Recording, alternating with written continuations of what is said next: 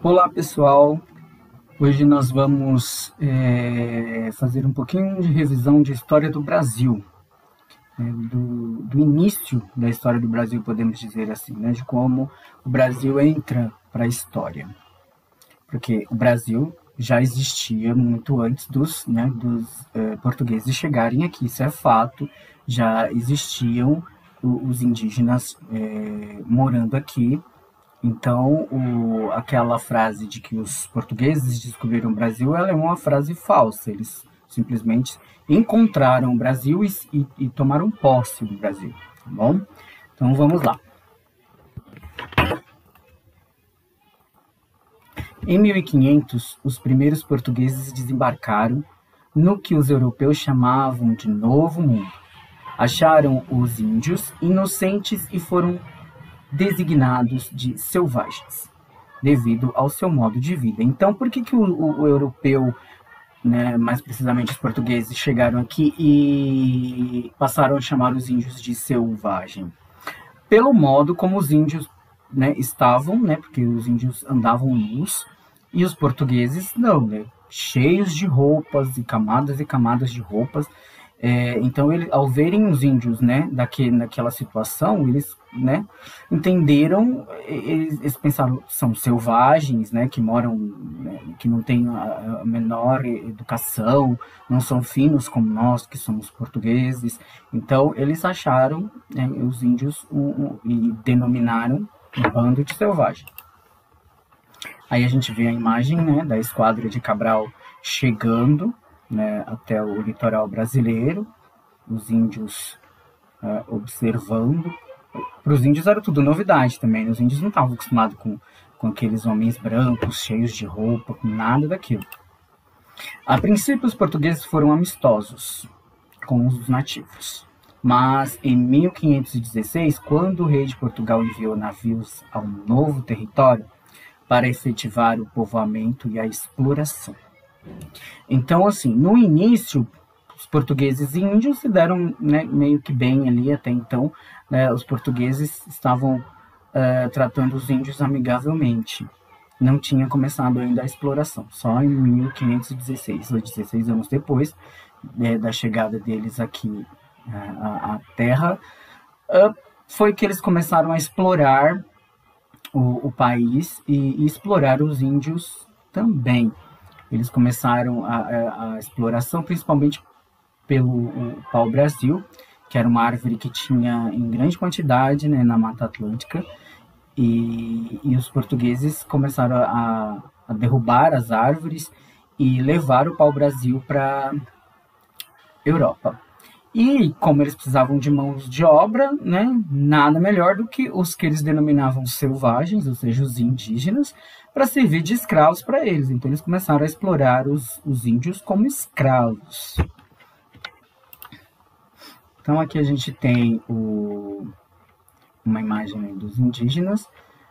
Aqui também começa uma espécie de catequização indígena, né? Ou seja, os portugueses, que eram católicos, os indígenas nunca ouviram falar dessa religião, nem de qualquer outra religião. A religião dos indígenas era outra. E os portugueses entendiam que deveriam catequizar, ou seja, ensinar a religião a esses indígenas. A gente tem uma cruz aqui. Os portugueses sempre andavam com um padre na esquadra para rezar as missas e tal. Os indígenas resistiram bravamente à tentativa de submissão e extermínio e expulsaram os portugueses de suas terras.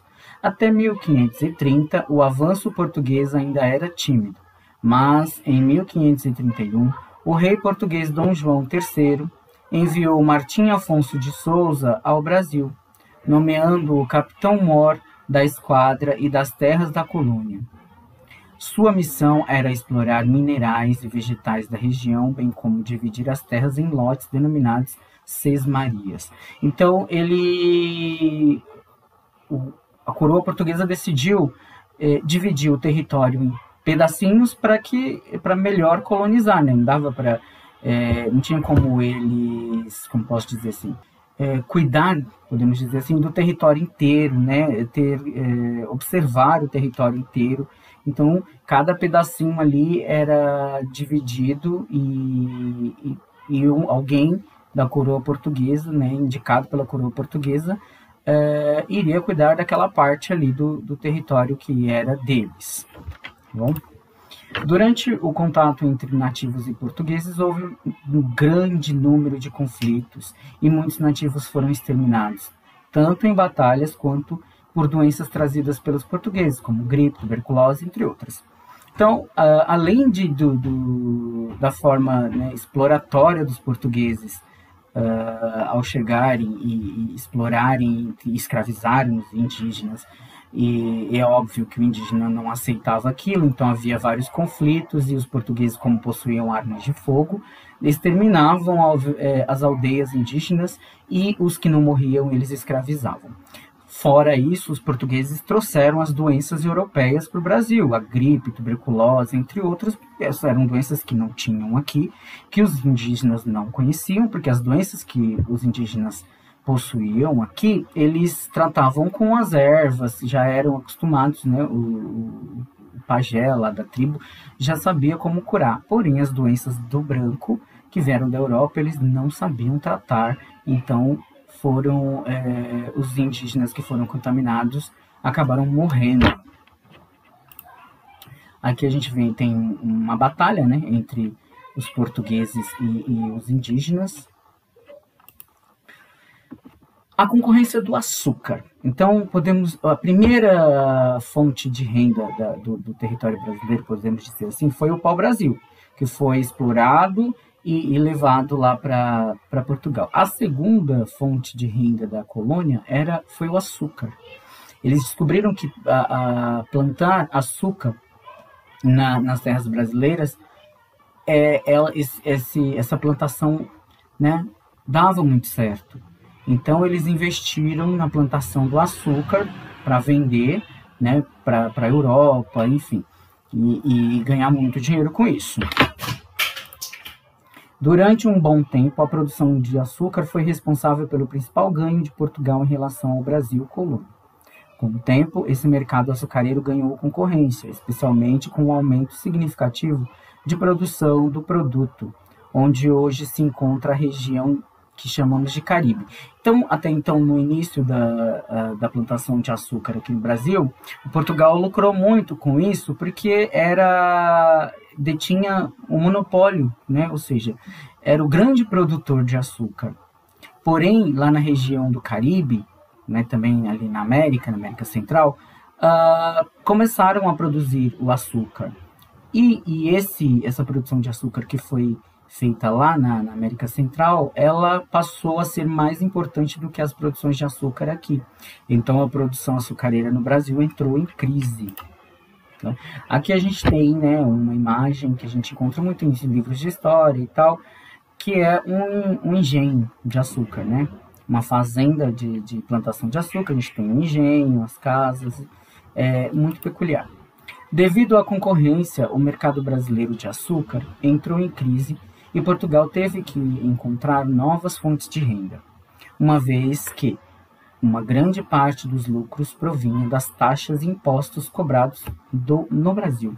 Então, o que se produzia aqui no Brasil tudo, praticamente toda a riqueza ia para Portugal, ficava muito pouco aqui pro brasileiro, né? Até para quem produzia. As taxas sempre foram absurdas e Portugal sempre lucrava muito com isso. Aqui a gente tem, né, um engenho de produção de açúcar. No final do século XVII, os bandeirantes encontraram as primeiras minas de ouro e os portugueses consideraram que seria uma boa fonte de renda para explorar e que traria muitos lucros ao país e faria a exploração da colônia valer a pena. Então, os bandeirantes, quem eram os bandeirantes? Eram os paulistas, né? Era a população branca que morava em São Paulo, não necessariamente todos eram brancos, porque tinha uma miscigenação entre brancos e indígenas, né? São Paulo tinha uma miscigenação de brancos e indígenas muito grande, e os bandeirantes eram os paulistas. O que os bandeirantes faziam? Os bandeirantes exploravam o território brasileiro e eles foram importantes no aumento do território brasileiro, porque até então tinha um tratado de Tordesilhas, em que o Brasil era dividido em duas partes, metade era de Portugal e metade era da Europa. E os bandeirantes eles passaram a ocupar também a parte europeia do Brasil e expandiram, né, o território brasileiro. Bandeirantes por quê? Porque eles andavam sempre com uma bandeira com um brasão da família de cada um deles, e quando eles achavam um território e se apossavam daquele território, eles fixavam uma bandeira ali e passavam a ser dono daquele território. Os bandeirantes eles eram os principais exploradores dos indígenas.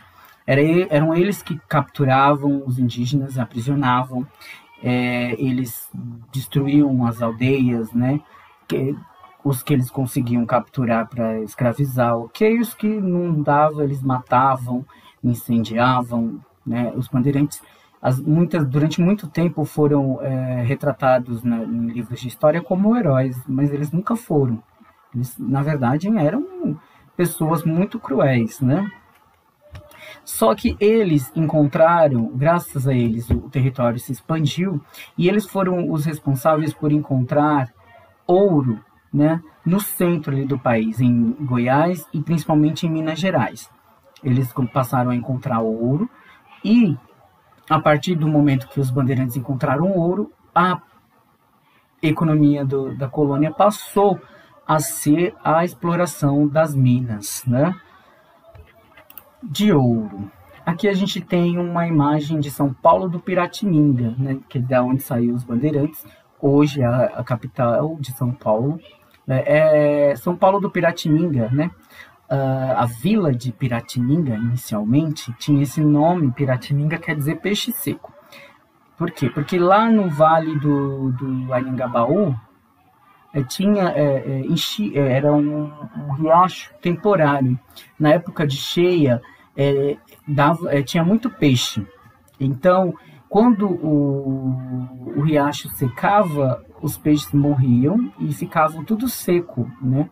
E os índios denominaram aquele lugar como Piratininga, né? Que quer dizer peixe seco. Assim como o Vale do Anhangabaú tem esse nome por causa de uma figura folclórica que os indígenas atribuíam, que é o Anhangá. Para os indígenas, o Anhangá é uma figura do mal, né? E no Vale do Anhangabaú, ou seja, no riacho ali onde tinha no Vale do Anhangabaú, era um riacho que tinha muitos metais pesados, né, no fundo. E os indígenas, quando eles bebiam água daquele riacho, eles passavam mal, graças a esse monte de metais pesados que tinham ali na água.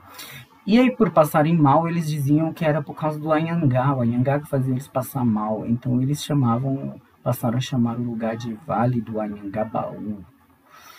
Interessante, né? Aqui a gente tem a imagem de um bandeirante e os indígenas, né? O bandeirante que estava sempre explorando os indígenas. E aí veio a fase do ouro, né? A economia brasileira passou a fixar o foco da economia brasileira, passou a ser as minas, né? Principalmente lá as minas de Minas Gerais, né? Que tem esse nome por causa das minas de ouro. Ok, gente, então é isso, espero que vocês tenham entendido. E com isso resolvam as atividades de história sobre esse tema, o início da colonização brasileira. E nos encontramos na próxima aula. Até lá!